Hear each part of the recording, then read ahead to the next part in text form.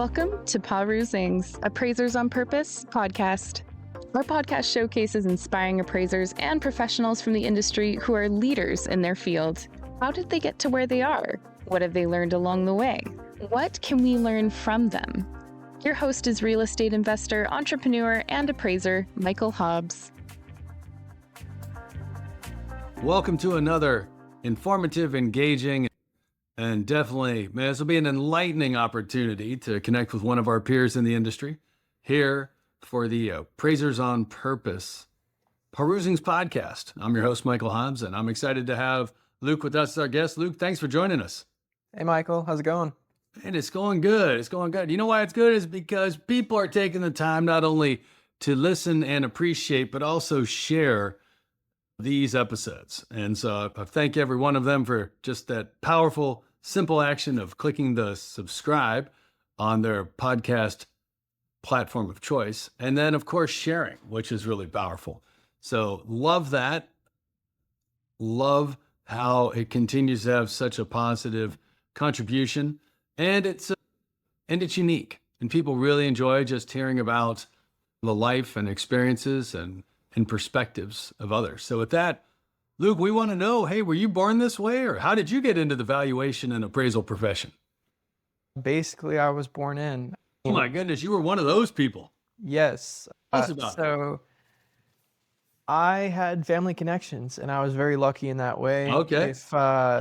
If anyone has context to getting into the industry, it can be very hard if you don't have some kind of connection, just because essentially you're training your competition at the end of the day, and not a lot of people are willing to step up and let you have a stab at what they're doing. So Interesting. my mom, she was an appraiser in Illinois in the 90s. And Okay. after I was born in 2001, I lived in Illinois for about 10 years growing up. And then Okay. we moved to Michigan, then Indiana, then to Texas. I moved to Wow. Texas when I was about 12, something Okay. like this. And I got licensed when I was in middle school. Not like trainee licensed, not licensed, but But training. you actually got a trainee. I didn't know that was possible. So you got a trainee license in real estate appraisal while you were like, what, 10? I'm not even, okay. I need to revise my timelines. I'm not like, I think it was, I started working towards that. I started working with my mom in middle school, but as far as getting the license, I think that was the training license. That might have been 2018. Really? And I think I was in high school at that point, but starting like the experience and whatever started in middle school with me just going to people's houses and just saying, oh, hey, here to take pictures. I'm here to gather data. Wow. And that's been my experience coming up with this. And yeah, it's been great. That's amazing. I had no context to how good appraisal is comparative to other jobs because it's just so young and no one really dreams of being an appraiser, but it's great. It's great. Once you get into it, once you get familiar, I really love it. That is amazing to hear. Absolutely amazing. And so you mentioned that your mom got started in Illinois in the 90s. You moved around a bunch of places. And then, so what was your earliest memory of anything real estate related?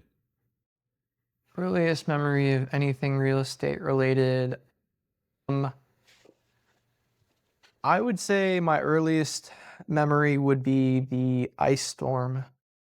When I was starting out in my arrangement, my mom, as a trainee, my mom just started like paying me, I don't know, $10 to type up like small parts of the form, like just the assignment part. And I'd learn more and all this stuff. And I think she owed me like $500 at one point because I had typed up 50 or something like this. And so we keep going like this. My role keeps expanding. And then I'm basically I'm picking out comps. I'm doing more. And I think this is after I get my trainee license, but there's an ice storm that hits my locality in Dallas-Fort Worth, and Oh, it's declared a FEMA disaster. yes. And whenever a disaster is declared, the lender or lenders put out assignments called disaster something reports. They're called DAREs. Yeah. Yeah. And so basically, you're just verifying that the investment is okay. And Yeah. so during those times, from the period of 2010 to 2020, my locality was just Wow. exploding in value, Oh my goodness. Yeah. And not many appraisers were taking on assignments with small fees because they were just trying to get the maximum scoop per assignment. Yes. And so they had these dares. They a specific lender, I think it was like Okay. TriServe at the time, had Oh, you TriServe. I remember that name. they had like 200 dares at $200 a pop, and they just ended up giving me them all. Okay. So I made a whole bunch of money in 2 weeks, and that was my first real money I ever made from the job. Wow. And yeah, it was pretty good. Just because those are essentially like exterior only, Yes. even less work than an exterior only. You're basically like the majority of the work is getting to the houses and like taking the pictures. There Yes. was maybe like one or two where the roof caved in. It was just like, oh, okay, I probably need to, I Oh probably gosh. need to do some more. That is bad news. Yeah. Those were like, I don't know, maybe 10, not the roof caved, Yeah. maybe 10 had damage, had Oh my legitimate gosh. damage. Wow. But the rest were just exterior reports that were just like, I'm driving everywhere today. I'm driving Mhm. everywhere today. Yeah. Wow. But that was pretty good. So you're doing these because of a storm that rolled through the metro area. There was a request to go and do essentially an exterior physical property observation. Mhm. There's these disaster reports. So you perform those. How many did you perform? I think it was, Like 5, 10, how many 20? of those? Yeah. It's like, In that time frame during that storm. oh, it was like 200. 200. Oh my gosh, that's amazing. I love Yeah. that. Yeah. They had 200 assignments at $200 a pop, and I ended up getting them all. Wow. A time like today, I literally was just chatting with a peer out on the East Coast, and she was sharing how things been a little slow out there for her.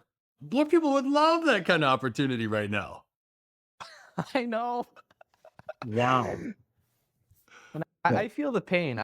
I really do feel the pain of like post-COVID. Yes. Yeah, because pre-COVID, has to do not just with like COVID makes it Mhm. sound simpler than it is, but like our housing market in the Dallas-Fort Worth metro area, we were just very inflated for a long time. And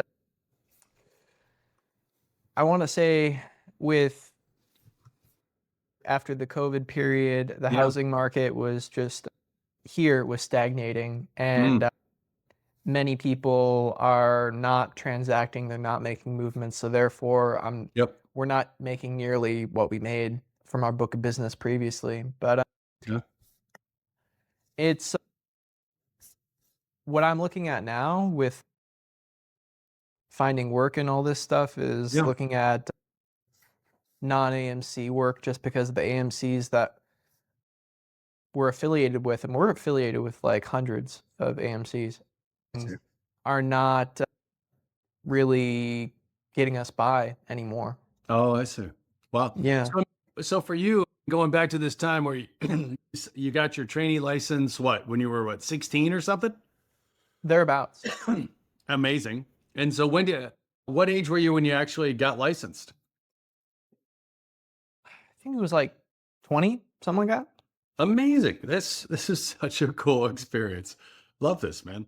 And so here you are, you take that on, yeah, you get licensed, you trained with and under your mom for period of time? Do you all still work together, or are you all separate Yeah. now? Yeah. Majority of the time, even like to this day, I'm still working under her name because Mhm. as licensed, it's very hard for me to work under my own name. I wish it wasn't the case, but you just have so many people who are so entrenched. They've been doing it for decades. They're older. They have the existing relationships, Yeah. and they have higher credentials. And you Yes. put all those things together, and it's just like there's not a lot of space to break in, if Yeah. that makes sense. And Mhm. so the majority of the work that I've been doing until very recently has been in her name. And Oh, okay. she's been looking to take a step back, retire, really just chill and Mhm. look for a way to set me up and have me have some positive momentum, which is great.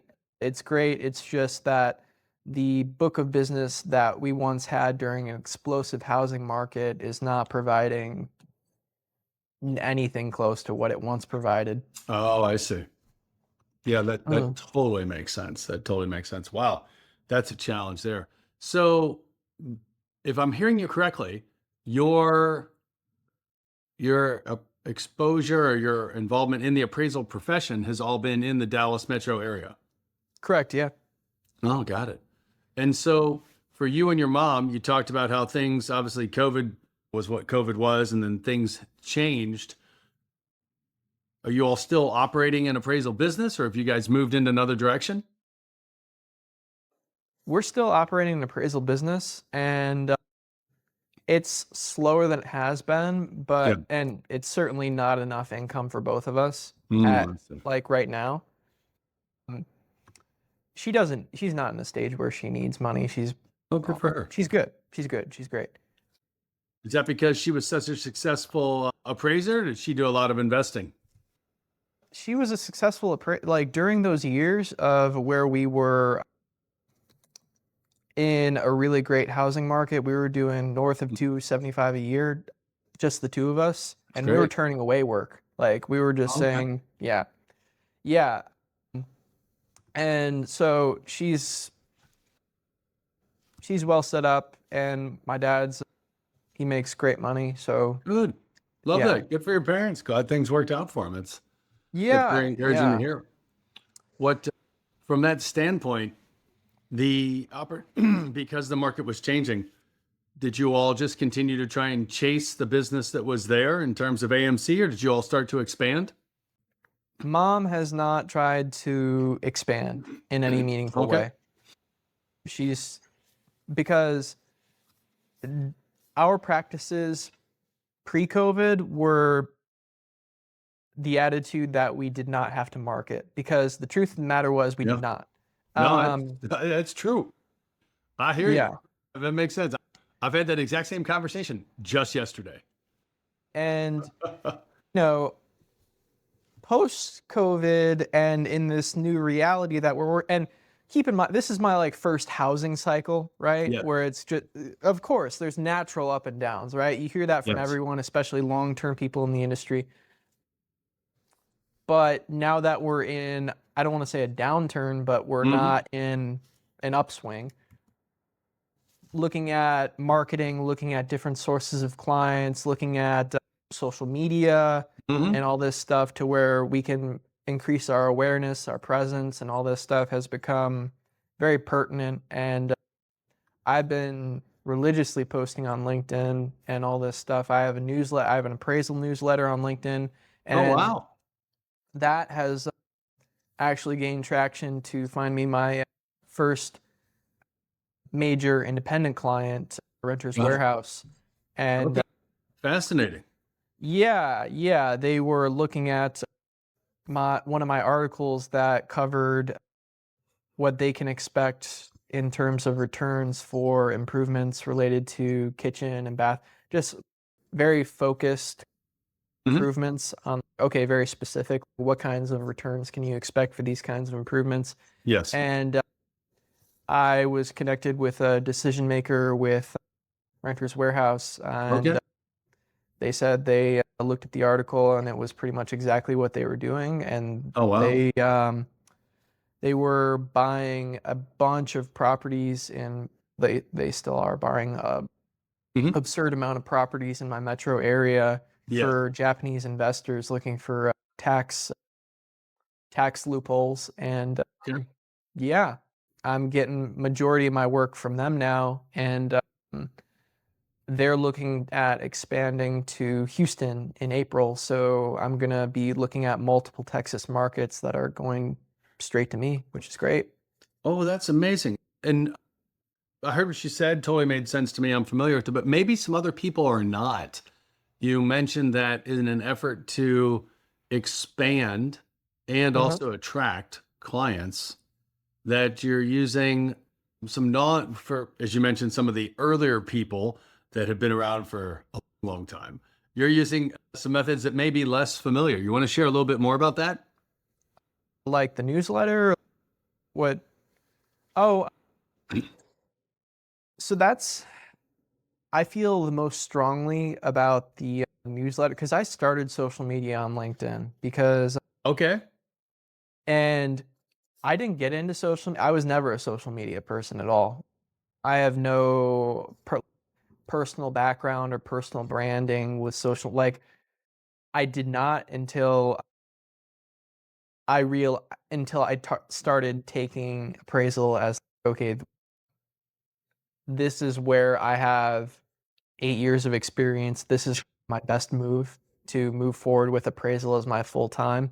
Yes. And when I reached that resolution, it was just like, okay, this is a business, and if you're in business, you have to look at social media in a different light. Yes. And if you're not prepared to be uncomfortable and be in front of the camera and put yourself out there and do all these things that you need to do to create visibility and create a brand for your business, Yes. then I feel like you're going to be a step behind. That's my opinion. You're going to be a step behind because Got it. if people don't know you, they're going to have a hard time looking at you and thinking that your service is a great idea. And traditionally, I know, at least from what I know of appraisers, I know Yes. that they're not marketers in the sense of they're not like, oh, hey, you should because appraising is not the most talked about topic. It's not the most in the spotlight topic. Yeah, that's The true. the only spotlight appraisal gets is usually negative, and that's a real challenge when it comes to Sad but true. Sad but true. yeah, that's the real challenge when it comes to like trying to reach people and trying to evangelize appraisal and all this Yeah. stuff is like I can't tell them that I'm going to be in your corner despite you paying me. And that's a real hard hurdle to overcome. You can only try to like in what I'm trying to do with my social media is Yeah. on LinkedIn, it's all about explaining my operations, explaining appraisal fundamentals, explaining how I do things and how I appraise. Yes. On Instagram with video, it's more trying to make a personal brand and like endear yourself to the people. Yeah. I'm I would be looking at other things to expand into as far as more diverse types of content and media Mhm. for appraisal. It's it's just largely unexplored and I'm having to figure it out as I go. Really? And how has the experience been? I heard you mention that you created a newsletter, and I heard you mention that you're creating content. Yeah, with the newsletter, it's actually very interesting because if you have a bunch of connections on LinkedIn, many people have a few connections on LinkedIn, Okay. and if you're doing it intentionally, oh, I'm trying to connect with people who have the capacity to be my customer. And you're just like connecting with them. It's even better if you're like DMing them or messaging them each time, but Yes. that becomes hard to sustain with your level of time if you're doing it yourself and you're not paying for a software to manage that. Yes. But with the newsletter, it's great because it automatically sends the invitation to subscribe to the newsletter to however many connections you have, no matter what. So Really? I have 6,000 connections on LinkedIn. It's going to Wow. push that to all 6,000 of them, and it's going to Really? find people who are, yeah. So basically, overnight, you can get a newsletter with 1,000 readers if you have 1,000 pertinent people who are Wow. connected with you on LinkedIn. It's actually a really great feature just because you usually have to spend some dollars advertising to get that kind of reach with your newsletter. And Yes. yeah, it's really great that you already have kind of this connection base to where you don't have to do that and all this stuff. But yeah, I really need to put another one out there just because that Renters Warehouse deal was so lucrative and so unexpected that it was just Yeah. like, whoa. Because it was crazy. It was just like it was like a full like more lucrative than a full-time job offer, and it was just off of them seeing one article of mine.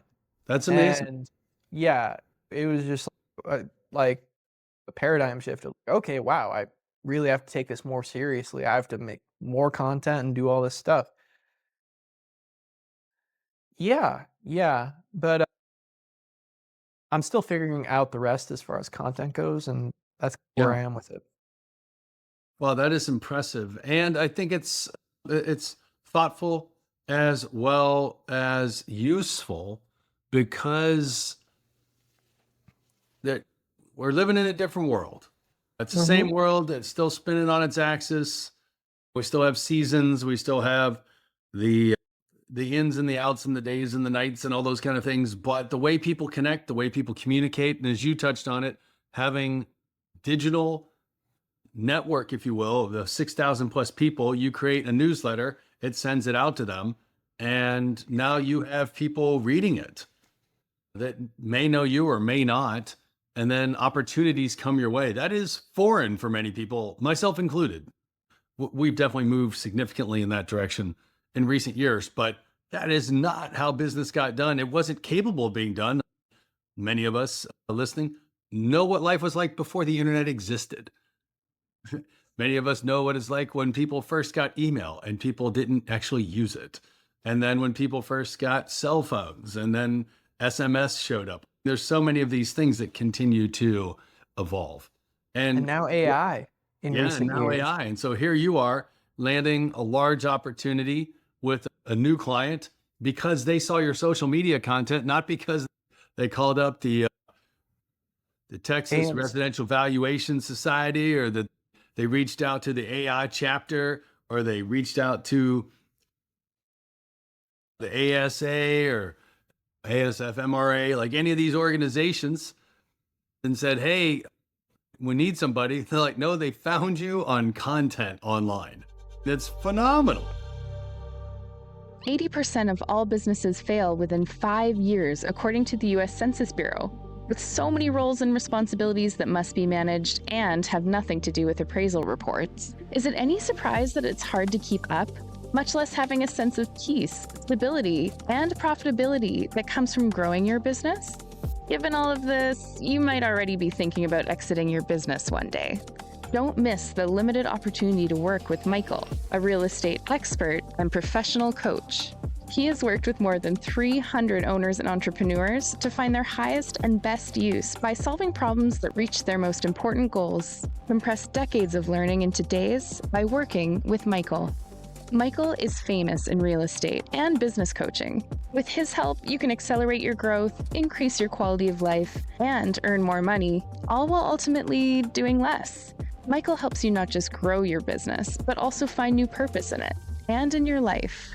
If you're ready to take control instead of being controlled, contact him on LinkedIn or email him at michaelh@pahroo.com. yeah, and I'd say for a younger appraiser, for someone in my position, like it's really like hard to compete head to head with Yeah. someone who with credentials of people who've been in for so long. And I think you have to find a different channel. You have to find a different medium because Yeah. head to head, they're going to outcompete you. They have Mhm. decades of experience. That's Yeah. normal. And not, and I almost have 8 years of experience at this point, but, Mhm. and that's great. I have skill. I'm familiar with my market. Da, da, da, da, Yeah. da. But if I'm going to compete head to head, I'm probably going to lose. I'm probably Yeah. going to lose. I So get I that. have to find a different avenue. And looking at content and all this stuff, it's just wow. I I never realized that could be so lucrative. But the other thing is AI, like in terms of operations, Mhm. AI is like really powerful because they said that the well, so Renters Warehouse, my client, my main client now said that they were looking for basically one appraiser Yeah. that could handle an extraordinary amount of volume Okay. because they didn't really care if they're like making money or not so much. That they would prefer to make money, of course, Yes, but of course. it's more about foreign depreciation. It's not about rental income in their I eyes. understand. Okay. So they just want someone who can handle a pace. They want to I put a understand. pace on you. And Yeah. so that's where they're at. As far as with the AI, like it allows me to put a pace. Like I can Oh, wow. use the AI browsers Yes. to streamline a lot of my operations, especially now that Total by a la Mode, the most popular appraisal form filler, is browser based. And guess what that means? Normally, that would be like, because a lot of appraisers, I've looked in the forums, they treat it as like a second option in Mhm. terms of what they would rather use. They would rather use a desktop version, and justifiably so, because you have Yeah. Total for mobile and you Yeah. have a lot of key things in the workflow. But since Total is browser based at this point, that means you could take a browser, an AI browser, and an agentic browser, and there's a couple of them popping up now. You don't even need an invitation anymore. Like Perplexity AI, where it's going to take control of your browser. It's going to fill Total with, it's going to transfer the data that you would normally have to copy and paste. It's going to put that in there automatically. It's Yeah. going to do that with one click. It's going to do that in 10 minutes, and you're doing Mhm. other things.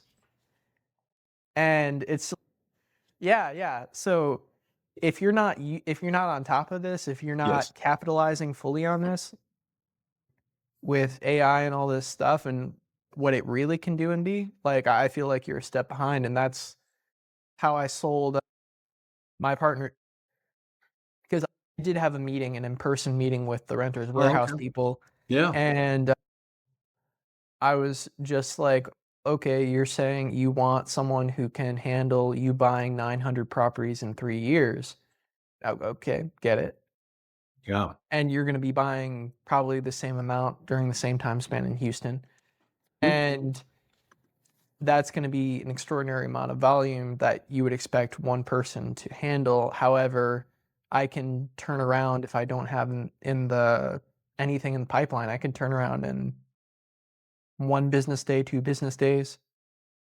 Yeah, just because I Yeah. could do multiple reports in the same day with the AI, and Mm. it like for what they're looking for actually quite a large report. They're looking for as is value of Mhm. the distressed property. They're looking for the land value to get the land ratio, land to improvement ratio. Mhm. They're looking for an as renovated value, and they're looking for a rental value. Oh, It's that's not neat. small. That's No, not like a not at all. small report. But with the AI going through, and it has trouble sometimes just because like certain websites are structured in a way that hinders the AI from, what's the word, like scanning or scrubbing or Mhm. going through it. Yeah. Certain there are certain barriers in the web design and stuff where it's inefficient sometimes, but Yes. all that to say, like it's at a point where I can order it to go to the county appraisal district, any county appraisal district, and pull down the profiles. I can have it download a bunch of PDFs for the work file. I can have it copy and paste information from those PDFs Yeah. into the form to get me started and all this stuff. There are limits, obviously. It's not like it's picking out comps or anything. It's not Yes. no. But it's sophisticated and it can really save you time, especially if you're in a position where you have a lot of volume and you want to keep your operation small. Yeah. That's, you talk about streamlined. I heard someone, I was in two conversations and I'm not recalling which person it was, but they jokingly referenced, you talked about agentic AI, and they're like, I got this new intern. I'm like, really? That's cool. I used to work with interns.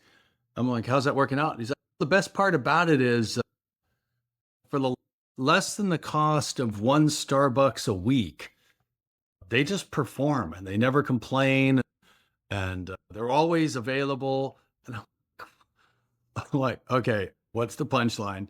And I'm like, wait a minute. He's like, yeah, you got it, don't you? I'm like, oh, okay, I got it.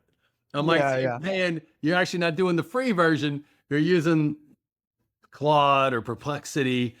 You're using ChatGPT. You're essentially paying $20 a month or $25 a month for the pro version, like if you're on Copilot or something. And what a difference that's making, because there's just things that you didn't even think that were possible, or you didn't think about and consider a possibility for, that suddenly are. And as you touched on, it just opens up all kinds of doors of efficiency. Right. Yeah. I feel very strongly about Perplexity, though. I feel very strongly that there's not like an equal, oh, AI is good as another AI. No. Yeah. I feel like with Perplexity, with their connection to the internet and the web, Yes. not to say that the other AI doesn't have context. Of course it has context. It has great context. Yes. But I think the distinction with Perplexity directly referencing the internet and directly interacting with the internet, that's hard to beat in my eyes. I totally agree with you on that. What a difference that makes.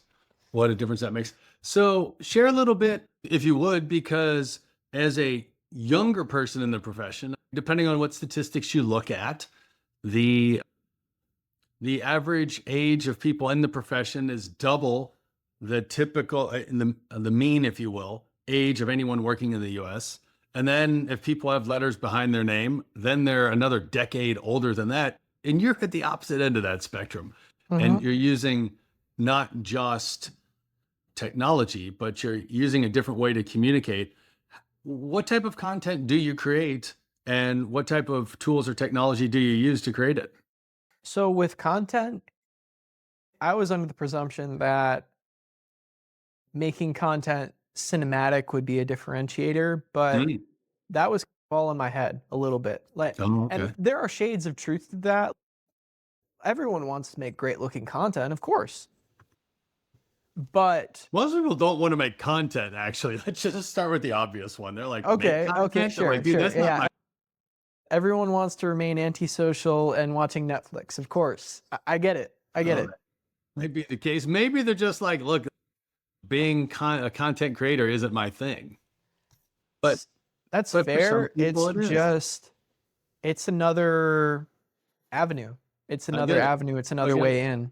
And so here you are. You think, when you think about making content, how do you make it? What, once a week or once a minute? What kind of frequency do you focus on? I would like to make it a minimum of once a week for LinkedIn, because if you're gonna do the written content, that is so much less complex than video content. Like when I'm thinking about making content and it's video, I get overwhelmed a lot of the time just because I'm not super used to it yet. And with writing, everyone has a background in writing. So it's not, it's something foreign to write about something that you do or whatever. And you don't have to put so much pressure on yourself. Like with video, it is foreign to a lot of people. It's foreign to me. And I came up in this generation, and I know a lot of kids to where they embrace social media for personal brands and all this Yeah. stuff. And personal brand can mean a lot of things. Usually it means just like a self-glorifying billboard of just, oh, this is what I'm doing with my day. But with the whole video stuff, there are a lot of factors you have to think about. And if I'm going to make a video, usually it starts with me writing down an idea. It doesn't just start with, oh, a thought popped in my head, I'm going to riff. And no, because usually you have, not to say it has to be scripted, but you actually have to have a little bit of an outline of what you're going to do before you get in front of the camera. At least Yes. that's how I feel about it. Sure. But with written content,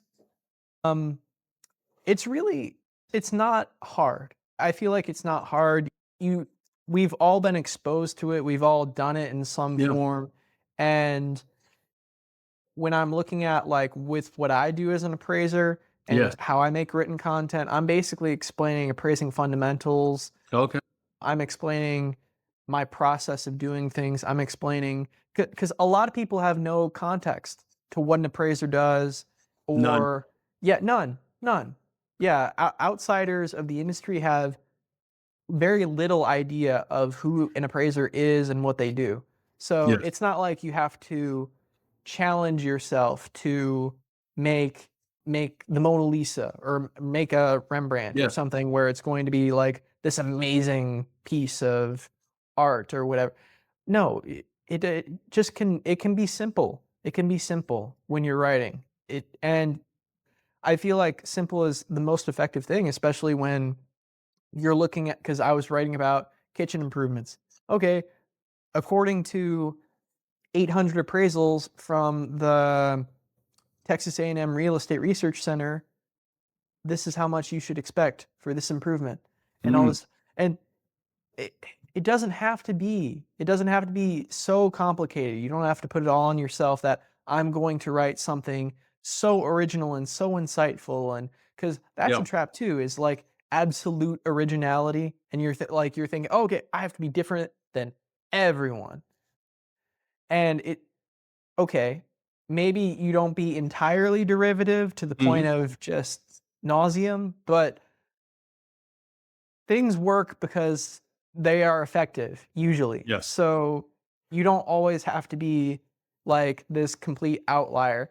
And that's a big trap I like fall into when I'm thinking creatively is, okay, I have to be so different. I have to be like so I have to be over here while everyone else is over there. And I'm trying to find a happy medium of effective, like you have effective and you have derivative over here, you have effective in the middle, and then you have outlier on the right. And I'm trying to get to that effective middle for my content. Fantastic. Yeah. Fantastic. Where do you find your inspiration for your content? Usually, like, here, check this out. Yeah. I have some inspiration right here. This bad boy. So Love this that. is Yep. the Tierra Grande fall issue for the Real Estate Research Center. They're talking about Love it. yeah, Are you they're an A&M grad? They got the annualized change in price and all this Nice. stuff. They got all the data right here. You see the Okay. Texas map. Yep. Yep. It's real good. Fantastic. That is great. With appraising, I feel like people think that we have more latitude than we really do. A lot of the Yes. time, we are, yes, it is an opinion, but it's an opinion supported by data, right? It's an Yes. opinion supported by data that you find from a credible source. A lot of the times you have to end up paying for that exclusive data and all this Yes. stuff from Spark or whomever, but you have to justify yourself. And it's the same way with the content. It's the same way with the writing. You have to find credible sources to justify yourself and what you're coming across with and what you're Yes. saying, these market conditions are changing. Okay, where do you see that? What's the data there? Love and all it. this. So yeah, you have to find ways to not like persuade, Mhm. because I know a lot of content is emotional and it can be persuasive and all this stuff. Sure. You don't have to say, okay, something clickbaitish just because you want the Yeah. content to be successful. Yes. Like, you can just have a thesis. Like Yes. that's what I think good content is. Just Mm. start with, okay, I want to create an original thesis in my mind of like where the market is and all this stuff, and how am I going to support that thesis? And then Mm. that's how I start it and write the newsletter from there. Fascinating. Absolutely love that. Man, this is so informative, Luke. I appreciate you coming on and sharing perspective of how you're approaching the market and growing and really having such a bright outlook where other people, as you pointed out, they may just be sitting on the sidelines waiting for things. And you're out there taking action to make things happen. Yeah, yeah. I feel as a young person, if you're going to take this seriously, that's something you really have to, in any state, because I'm in tech, in any state. Mhm. If you're going to take this seriously and you want to compete with people who have been doing this for decades, I feel, and with younger people in general, the job market is very top heavy and it's very hard to compete. And No. not to say that this is the same thing, but there are similarities in terms of, okay, there's a lot of pressure of how are you going to figure this out, and you have to hustle and you have to do whatever you have to do to be successful. And that's the page I'm on with this. Love it. I find that fascinating and fulfilling. And I appreciate you taking a little time to share with us. As you look ahead over the next 3 to 5 years, given everything you've seen and experienced and learned, what are you optimistic about or looking forward to? I'm looking forward to growing the business in the same kind of trajectory that you've been telling me. We've had prior conversations to where you were saying I should really seriously consider investing. And I've been like, it takes me some time to process a new idea and figure out how I'm going to do it. Yeah. And I've been like really looking at that and like taking that more seriously and like, okay, how, like, it has to be rational. How am I going to manage that? Because as an appraiser, as a young appraiser, my income is not well established, and that Yeah. can be a major challenge for securing financing. So I was like looking at DSCR loans and all this, and Yeah. I don't have a lot of context, so maybe I'm saying something foolish here, but I was looking at debt service coverage ratio loans because those aren't directly dependent on your level of income. They're dependent on how good the deal is, right? Absolutely. Yeah, I really want to build a team. I want to like work beyond myself. That's where Yeah. I see myself in 3 to Love 5 that. years. That's fantastic. Luke, I am thrilled that you came and shared with us some perspective. You have enlightened us. You have informed us. I would even say you've provided some entertainment along the way. We appreciate that, my Awesome. friend. That's Oh, my goodness. beautiful. Everybody, thanks for joining. Of course, that's why you not only subscribe, but also like the episode, because there's a lot of people who love to have a little bit more perspective like Luke or learn from Luke. And so definitely reach out. Talented, wonderful, and engaging professional that he is. Thanks again, Luke. We appreciate you being part of Perusing's Appraisers on Purpose podcast. Thanks, Michael. I appreciate it. You're welcome, buddy. Bye-bye. Bye. Thanks for listening to this week's episode of PahRoo's Appraisers on Purpose. We hope you enjoyed learning from the amazing professional paths and achievements of our beloved guests. Before we go, please subscribe on your listening channel, Spotify, LinkedIn, YouTube, and other podcast channels to hear more from appraisers and valuers regarding their life and their work. After you drop a comment below, who is one friend and peer you can generously share this episode with? If you have any suggestions or questions for future episodes, we'd love to hear from you. Just send us a message on LinkedIn and we'll be sure to get back to you. Thanks again for listening, and until we're together again for the next session of PahRoo Zing's Appraisers on Purpose, create the change that you seek.